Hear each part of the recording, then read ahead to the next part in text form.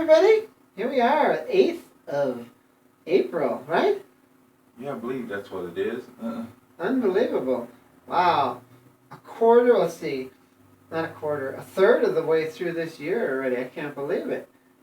Well, yeah, and it's just moving right along. The only thing I've been doing is watching the political shenanigans that's been going on during the campaigns. And Oh, yeah, Trump's making a real fine mess of himself, isn't he?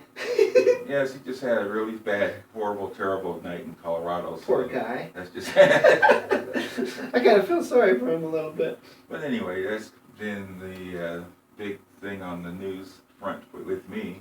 Was watching the candidates and also watching the crazy legislation that's going in various states. But it's all going to be straightened out in the end.